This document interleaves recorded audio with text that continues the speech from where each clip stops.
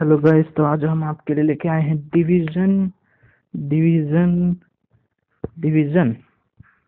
तो क्या है डिवीजन? आपको तो पता ही है नॉर्मल डिवीजन कैसे करते हैं। -2/3 डिवाइडेड बाय 4/6। चलिए इसका डिवीजन करते हैं। तो पहले हम क्या करना है, इसको सीधा लिख देना है जो ऊपर लिखा है। मैं इसको जो ग्रीन मार्क करने जा रहा हूँ उसको आप सीधा नीचे लिख देना, ठीक है। और इस वाले पार्ट को मल्टीप्लिकेशन में डिवीजन को मल्टीप्लिकेशन कर देना और पूरे जो साइड वाले पार्ट में रेसिप्रोकल कर लेना, ठीक है। तब उल्टा करके लिख देना, उल्टा करके लिख देना, ठीक है। देखिए 6 को इधर ले आएंगे, 4 को इधर ले आएंगे, ठीक है। उल्टा करके लिख दिया। अब उल्टा तो करके लिख दिया, अब क्या करेंगे? अब क्या सिंपल मल्टीप्लिकेशन करना है। 3 से 3 गया, 2 बच गया, और 2 से 2 गया, 2 बच गया, 2 से 2 गया, तो हमारे पास बच जाता है। सब कुछ करने के बाद बच गया -1 एज आवर आंसर, ठीक है। तो डिवीजन आपको आता है, ज़्यादा मुझे उसके बारे में बताने की कोई ज़रूरत नहीं है। तो डिवीजन के प्रॉपर्टी 3 ठो हम डिस्कशन करेंगे। पहला मैं लिख के रख देता हूँ, कि क्लोजर, उसके बाद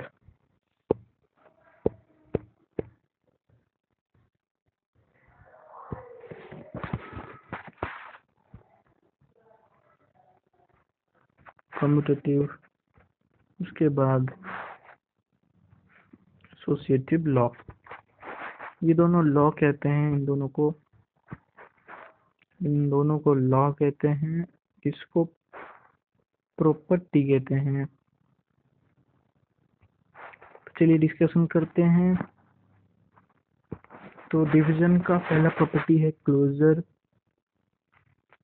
क्या ये सेटिस्फाई होता है? जी हाँ, होता है। A divided by B is equal to C, जो है एक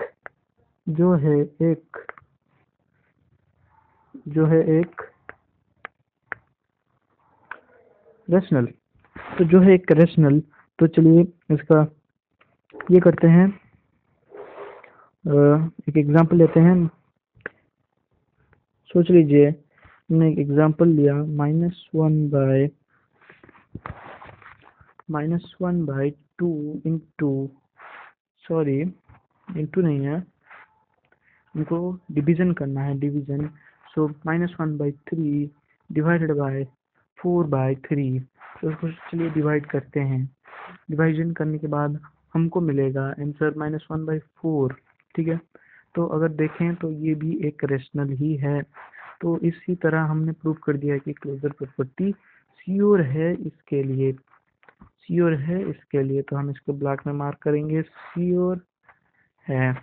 तो चलिए नेक्स्ट प्रॉपर्टी के बारे में बात करते हैं। नेक्स्ट प्रॉपर्टी है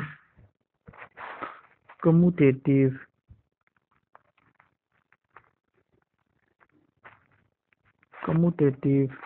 कम्यूटेटिव अगर आप देखें तो कम्यूटेटिव है क्या, मैं आपको बताता हूँ कम्यूटेटिव क्या है।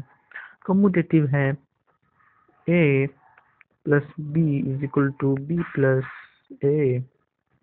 तो ठीक है, तो हमें बस सॉरी ये तो मैंने प्लस लिख दिया, ये डिवीजन है, ठीक है। इसका मतलब है कि a बाय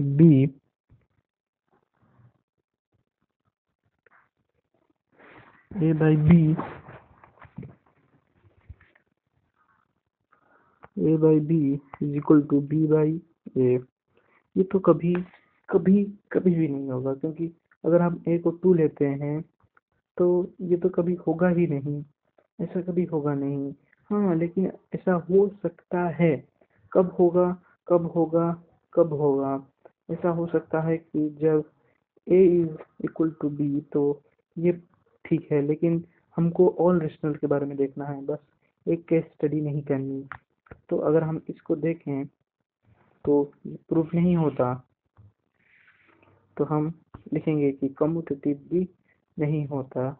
अगर आप इंटेलिजेंट हैं, अगर कम्यूटेटिव अगर आप इंटेलिजेंट हैं तो आप कम्यूटेटिव को ही देख के बता देंगे कि एसोसिएटिव होगा ही नहीं, क्योंकि एसोसिएटिव तो और भी खतरनाक है। अगर एसोसिएटिव को देखा जाए, ए डिवाइडेड एसोसिएटिव को देखा जाए तो एसोसिएटिव और भी खतरनाक है, क्योंकि एसोसिएटिव है A divided by B divided by C. तो पहले इसका डिवीजन होगा, फिर डिवीजन होगा इसका सी का, अगर is equal to C divided by B divided by C. अगर मैं इसको नॉर्मल एक्सपांडेड फॉर्म में लिखूं तो वो है A by B by C is equal to, यहाँ पर आप ध्यान से देख सकते हैं कि कुछ ऐसा लिखा है, ए बाय बी बाय सी। तो कुछ लोगों को देख के लगा होगा, अरे भाई ये तो सेम है, कैसे सेम हो गया? देखिए, मैं इसको अच्छे से लिख के दिखाता हूँ आपको। अगर आप ए बाई बी को अच्छे से लिखेंगे तो ये सी जो है डिवीजन है, उसका मल्टीप्लिकेशन करके आप ऐसे लिख सकते हैं। आपको डिवीजन आता है, इसका मतलब क्या है मैं आपको अच्छे से बताता हूँ। इसका मतलब है A by B divided by सी। तो सी को हम डिवाइडेड बाई सी को हम कैसे लिख सकते हैं? हम लिख सकते हैं multiply by C. Divided by C को हम लिख सकते हैं मल्टीप्लाई बाय 1 बाई सी। तो वो हो जाएगा ए बाई बी सी। तो बेसिकली मैंने उसी चीज को इधर लिख दिया है, ये हो जाएगा ए बाय बी सी। अगर हम इसे भी वैसे लिखें, अगर हम ऐसे भी इसको भी वैसे लिखें तो ये होता है ए सी बाय बी। चलिए मैं आपको दिखा देता हूँ कैसे। तो है लिखा है कि A divided by B by C, मतलब A divided by B by C. तो ये इसका मतलब है A into C by B, उसका मतलब है A by C, A C by B. ठीक है, तो क्या ये दोनों कभी इक्वल होंगे? क्या ये दोनों कभी इक्वल होंगे? जी नहीं।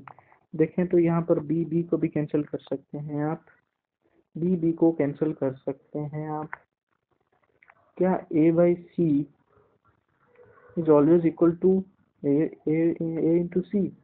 नहीं, ये हर एक केस में नहीं होगा, लेकिन कुछ केस में ये पॉसिबल है, कुछ केस में ये पॉसिबल है। चलिए उस केस के बारे में बात करते हैं।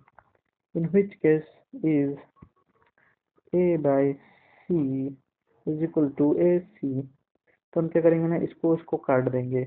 तो 1 by C is equal to C, तो 1 is equal to C square. तो हम दोनों का रूट अगर निकालेंगे तो प्लस माइनस 1 निकलेगा। अगर अगर सी जो यहाँ पर हमने लिखा था इक्वेशन, अगर सी, मैं इसको ब्लॉक में मार्क कर रहा हूँ, अगर सी का वैल्यू +1 या फिर -1 आ जाता है तो इन दोनों केसेस में ये एसोसिएटिव लॉ सेटिस्फाई करेगा। लेकिन हम रेशनल्स की बात कर रहे हैं, तो रेशनल्स के अकॉर्डिंग ये प्रूफ नहीं है। मतलब ये तीनों लॉ में सिर्फ ये 2 लॉ ही काम करते हैं, और सिर्फ ये एक लॉ ही काम करता है, ये 2 लॉ काम नहीं करते। तो चलिए मैं आपको अब प्रॉपर्टी के बारे में तो बहुत बता चुका हूँ। अब चलते जानते हैं आइडेंटिटी। आइडेंटिटी मैं आपको बहुत बार बोल चुका हूँ, ये इम्पोर्टेंट है। तो चलिए आइडेंटिटी के बारे में जानते हैं। तो मल्टीप्लिकेटिव आइडेंटिटी, तो डिवीजन आइडेंटिटी।